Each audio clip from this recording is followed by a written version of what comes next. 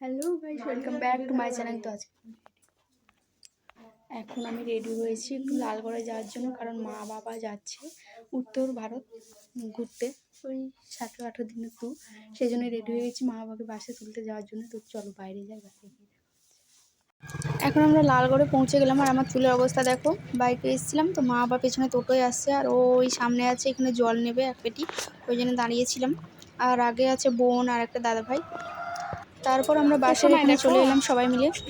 আর এই যে জলের পেটিটা ওটাই নিচ্ছিল এখানে, দেখো এখানে টোটো থেকে মা ওরা নামছিল সবাই।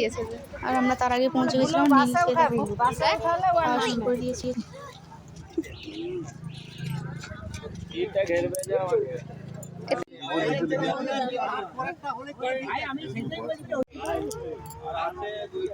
করেছি আইসক্রিম খেয়ে জেঠু কাকুদের কাছে। চলো চলো বাড়ি যাবো। আরে কাকু ওদের বাসে চলে গেল, তাই আমরা চলে এলাম বাড়ি। যাওয়ার পরে খাওয়া দাওয়া করবো, দিয়ে বাড়ি যাবো।